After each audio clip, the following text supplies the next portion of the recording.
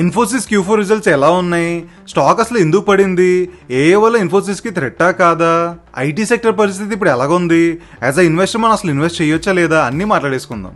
ఇన్ఫోసిస్ అనేది టెక్లో ఒక construction company లాంటిది. ఫర్ ఎగ్జాంపుల్ ఒక పాత బ్యాంక్ ఉంది, వాళ్ళు కొత్తగా మొబైల్ యాప్ లాంచ్ చేయాలనుకుంటున్నారు, లేదా వాళ్ళ దగ్గర ఉన్న మొత్తం ఫైల్స్ డేటా అంతా ఉంటుంది కదా, అంతా క్లౌడ్కి పంపిద్దాం అనుకుంటున్నారు.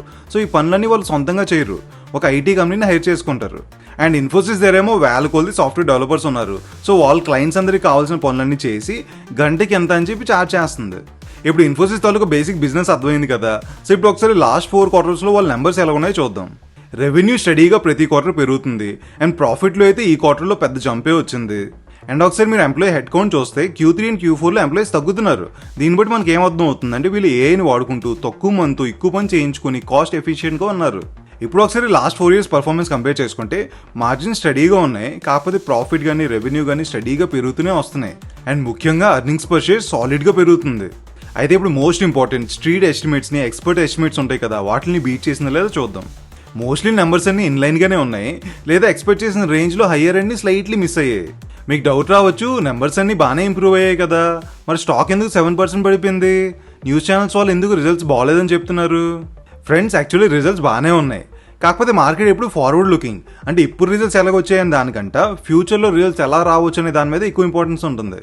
స్టాక్ పడడానికి మెయిన్ రీజన్ మేనేజ్మెంట్ ఇచ్చిన ఫ్యూచర్ గైడెన్స్. మేనేజ్మెంట్ ఏమో నెక్స్ట్ ఇయర్ అంటే FY27లో రెవెన్యూ జస్ట్ 1.5 to 3.5% పెరగొచ్చని చెప్తున్నారు. Global clients high interest rate వల్ల ప్రొజెక్షన్ డిలే చేస్తున్నారు, సో దీనివల్ల ఫ్యూచర్ గ్రోత్ కొంచెం స్లో అవ్వచ్చని చెప్తున్నారు. నెక్స్ట్ టాపిక్ మాట్లాడే ముందు ఈ వీడియో మీకు నచ్చితే ఫాస్ట్గా సబ్స్క్రైబ్ చేసుకుని లైక్ బటన్ మీద క్లిక్ చేసేయండి. అలాగే కామెంట్స్లో ఈ వీడియో నచ్చితే గుడ్ అని టైప్ చేయండి. ఒకవేళ నచ్చకపోతే ఏం ఇంప్రూవ్ చేయాలో మా కామెంట్ సెక్షన్లో చెప్పేయండి. ఐటీ కంపెనీస్ గంటకెంత అని చెప్పి చార్జ్ చేస్తాయని ముందే మాట్లాడుకున్నాం కదా, కానీ ఇప్పుడు బోల్ని ఏ టూల్స్ వచ్చేయడం వల్ల 100 గంటల్లో అవ్వాల్సిన పని 50 గంటల్లోనే ఏ టూల్స్ని వాడుకుని అయిపోతుంది.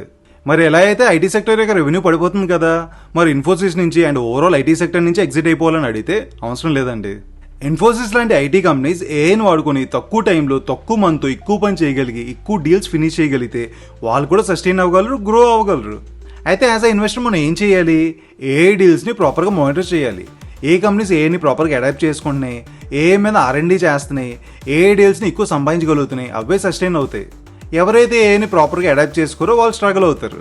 ఇన్ఫోసిస్ దగ్గర వాళ్ళ ఓన్ జనరేటివ్ అయ్యే తోపేజ్ ఉంది. సో ఫ్యూచర్లో మేనేజ్మెంట్ దాని మీద ఎలాంటి కామెంట్ చేస్తుందో జాగ్రత్తగా అబ్జర్వ్ చేస్తూ ఉండండి. అండ్ ఇలాంటి మరిన్ని వీడియో కోసం మమ్మల్ని ఫాలో చేసేయండి. నెక్స్ట్ వీడియోలో మళ్ళీ కలుద్దాం.